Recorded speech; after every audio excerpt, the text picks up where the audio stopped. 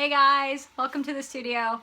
Today I'm going to be talking to you a bit about kilns. Just a little bit, because I only know a little bit. There's so much out there about kilns and I only know a smidgen. I'm going to share it all with you guys. First of all, I want to thank you for coming and hanging out here in the studio with me. I have been absent a bit. You may have noticed I was sick. I had the flu. I know, it's kind of cruddy. I lost my voice even. So for like 3 days it was just gone, and for another week and a half I hardly could talk. It was really bad. I missed a few weeks in the studio, but I am happy to say I am back at it. All good, good health, everything's great, so hopefully nothing else will happen and no more illness for the rest of this year or next year, since this year is almost over. Okay, kilns. So as you can see behind me, I have a couple of electric kilns and I have a gas kiln out back.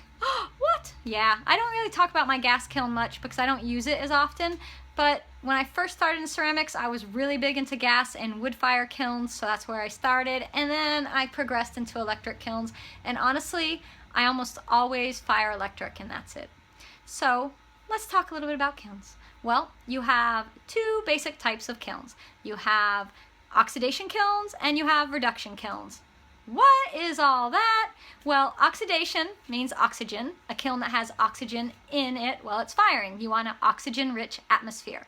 Reduction is the opposite. It's reducing the oxygen in the atmosphere and getting rid of it. So you have reduction kilns, which are gas kilns, wood fire kilns, salt fire kilns, soda kilns, raku kilns, pit fire kilns, sometimes Sager kilns. So there's a lot of stuff out there that does reduction atmosphere. And then you have electric kilns. Electric kilns are almost always oxidation. You always have oxidation in it. There's always oxygen in the kiln. So that's kind of like the dividing point. Oxygen, no oxygen. That's really the simplest way to think about it. So most people are going to have access to an electric kiln. They're easy to use, they're affordable, and the great thing is you can have them in your own home. So I highly recommend, if you're just starting out, to start with an electric kiln. And there are so many electric kilns out there. Now, I'm really not going to get into the other types of kiln right now. I'll talk about gas kilns a bit more, a little bit about raku and wood fire later on. Maybe I'll do a video. I'm saying later on, meaning in the summer, because I don't fire my gas kiln in the winter. I'm in Vermont. The kiln's in a shed out back. It's like 21 degrees today. Yeah, it's not happening. So we'll leave that and we'll just come back to electric kilns because it's simpler and easier to talk about. So electric kilns come in two types. Everything comes in two types, it seems. So you have electric kilns that are kiln sitter. This is a more manual kiln right here. This is my little L&L. She is about 43 years old. She's an old kiln. I got her 13 years ago secondhand, and she works great. She's still going. She's a manual kiln. She fires with what's called a kiln sitter, and I talk a little bit more about that in my next video, which is stacking a bisque kiln.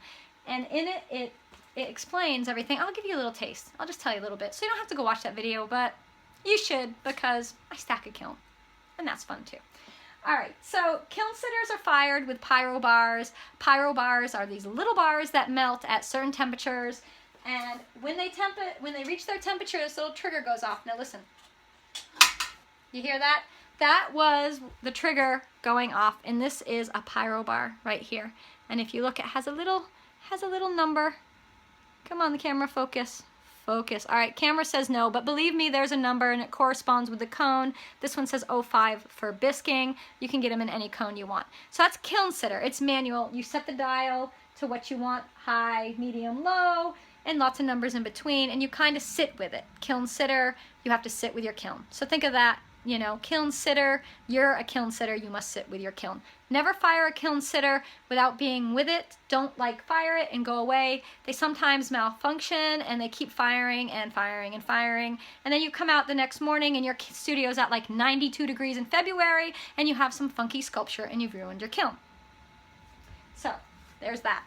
Now the other kiln that I have in my studio is this Scott automatic kiln. So this is all a computerized kiln, which is really great, but I'm just gonna say it's a kiln.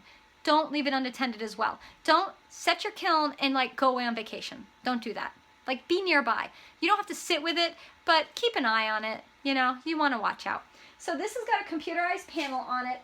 You program in what cone you want to go to. You can program your speed. You can actually program how much the ramp goes up and all these other cool things. When it holds, if it soaks it or not, if you want to preheat, all those things you can program into it, push your little start button and go.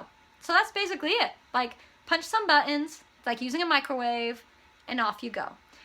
But still, please, stay around. Don't run off to Vegas. Stay in your studio, or at least be in the house if your studio's out back, because kilns still malfunction no matter what. So that's really what you have. Computerized electric kilns or kiln sitter electric kilns. That's it. Now you can go fire something in a kiln. You know everything that I know about electric kilns. No, well, some of it. But anyhow, that gives you a little idea about the types of kilns that are out there. I will share more on wood fire kilns and gas kilns later on. This was just a little kind of little preppy thing for getting you ready to start firing in your electric kiln. All right, guys. Thanks for hanging out here with me in the studio. As always, I love your feedback and I love to read your comments. Thank you so much to everybody who's been commenting lately. And this is my first video since I've been sick, so I feel a little rusty. So I hope it went okay. I feel scattered, but what's new there, right? All right, guys, if you're not following me yet, subscribe right here. Hit the little boop, subscribe button. Give me a thumbs up and a comment if you like. Or not. Your choice. All right, I'm going to go. Thanks for hanging with me. If you like this video, follow. I keep saying follow. I know it's subscribe, but you know, all the social media. Why can't we just say follow? It's the same thing. All right, I'm rambling. Anyhow, so L&L is a kiln sitter. Quiz. What is my scut? It's a automatic, electric, computerized kiln. You got it. You passed the test. All right, guys. Thanks for hanging here with me. I'll catch you next time in the studio. Bye.